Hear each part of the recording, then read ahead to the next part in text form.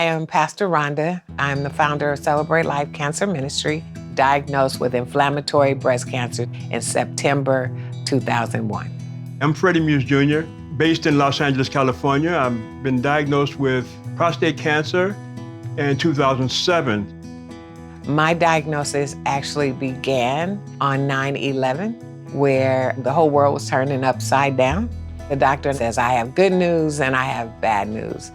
The good news is I'm glad you let me do the test. The bad news is you have cancer. And you won't remember anything else I have to say from this point forward. For me, oh my God, working at a fairly new job. For that job, I had to do a mandatory checkup, and said to me, hey, I need to see you. I got some important information for you, only to show up there to hear the words, those dreaded words once again, you have prostate cancer. So I didn't have a pity party. I just prayed to God, what's going on here? And then the answer almost came back immediately. The answer was, well, fight. Fight, fight, fight, fight, fight. That's what I did. I applaud the doctors who are standing every day, having to deliver bad news, come in with a pleasant face, and still seeing this cancer epidemic continue to grow. But at the same time, I give hands up to those people who are brave enough to go to the doctor, to receive the diagnosis, Yes. and try to navigate this journey and still come out on the other end. And see it through. Amen. When I was diagnosed, I just started talking to men everywhere I went. I mean, everywhere. And to my surprise, most men that I spoke with didn't have a clue, or they didn't want to talk about their issues. And then it was suggested, hey, Freddie, you talk to us all the time about prostate. Why don't you start an organization? And I said, oh my God, that makes sense. I think that's what I'll do.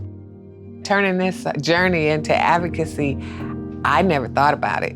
It fell on me rather than me deciding to move forward. You know, when you're in the chemo room, you're meeting people. Yes. And I just decided to just have us all start getting together. And before I knew it, we were meeting on a monthly basis. We're not gonna sit around and moan and groan and mope about this journey. We're gonna recognize, we're gonna acknowledge that we're in this journey, and then we're gonna celebrate this journey, and we're gonna figure out what do we need to do to get through it. So advocacy just became a part of who I am, and have now been doing it almost 25 years. Yay, yay, Yay! yay.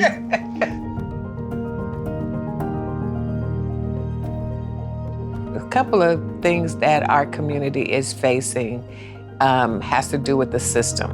I think that the referral process is too long and too hard.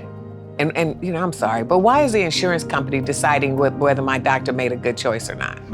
That just blows my mind. Once the referral is approved from the insurance company, then you have to contact the office, make an appointment, and then the appointment could be a month or 2 or 3 down the line. That's too much of a wait time.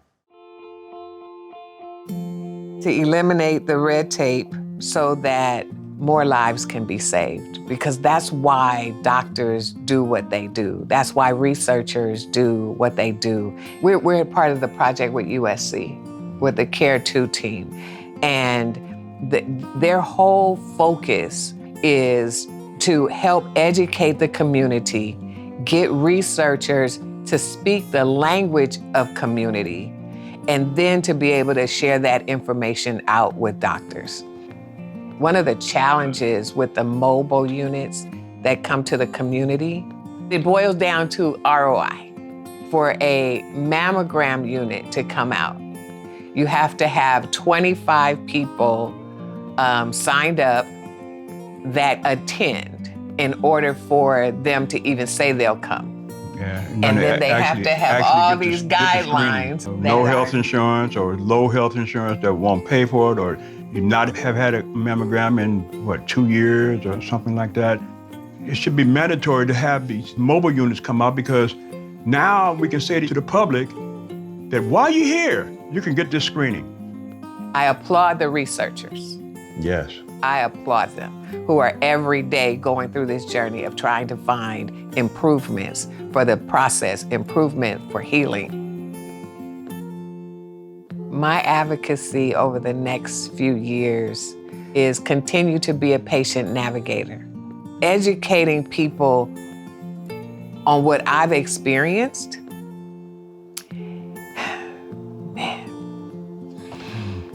It's a lot. And also for me too, also is to be able to consult with folks who call us randomly and not know what to do. Stay the course. Yeah. I mean, I can't stop now. You know, we're in our 18th year. I'm going to do this as long as I have breath, because there's still many lives to save.